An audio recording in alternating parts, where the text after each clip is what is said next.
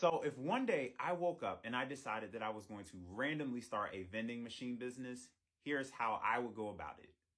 So I would use my first hour, let's say 8 o'clock to 9 o'clock, to do all of my business planning. So I'm talking the name, the logo, the mission, the vision, the goals, even what type of vending I want. Would I do snacks? Would I do drinks? Would I do arcade games, massage chairs, photo booths? I would use my very first hour to do all of my planning. I would use my second hour, let's say that's 9 to 10 a.m., to do all of my business paperwork.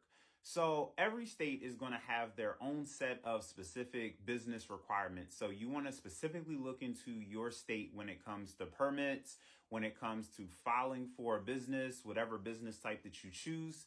Make sure that you are aware with all of your state guidelines. But I will use that second hour to get all of that paperwork done. So I will use my third hour for all of my visuals.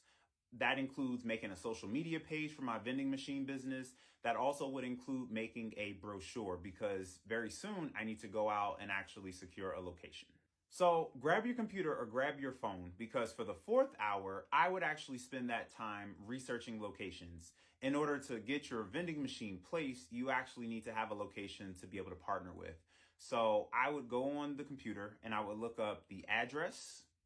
I would try to see where it's located in proximity to where my business is going to be based out of, or where I'll be traveling from. I want to get as much information as I can. So I'm going to be checking out their website, see, again, pictures of the facility, any information that I can get about the place, so that I can have a good understanding as to if this would even be a good place to reach out to. And I will be tracking all of this either in some type of spreadsheet or some system that allows me to keep up with all the contacts that I researched.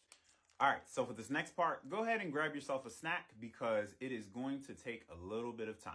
Now for this fifth hour, this is the one that most vending machine owners would tell you can get a little bit frustrating. This is the part where we're actually going to reach out to the businesses, better known as cold calling. So I would use from, let's say, noon to 2 p.m. to actually call different businesses. I'm taking the information that I learned from doing my research earlier this morning, and I'm having that conversation with them to see if there's an interest. Not only if there's an interest, but how soon are they looking to get this process done? Do they want me to come in for a follow-up meeting? Do they want me to send them some more information? That's why we have that brochure done. And just figuring out, again, how we can close that deal as soon as possible. After I'm calling these people, I'm actually going to write down on that spreadsheet, or however I'm taking notes, what was the result of that call? Do I need to follow up later? Is it a definitive no? Is it a definite yes? Or where are we in the process with that relationship and getting that vending machine placed? All right, so for the 6th hour, we're going to take a little bit of a break. Obviously, cold calling takes a lot, so take an hour for yourself. And that's what I'm going to do from 2 to 3. All right, so we're back from our break. Now for the 7th hour, this is the part where we're going to start doing some research on actual available machines. Now, a big rule here is you do not buy a machine until you have a location secured. Let's say you go out and you buy this $5,000 snack machine, and the place you end up working with only needs drinks. You see the problem there? So you want to be super mindful to do research, but do research not with the expectation to buy right away unless you have a location secured right away.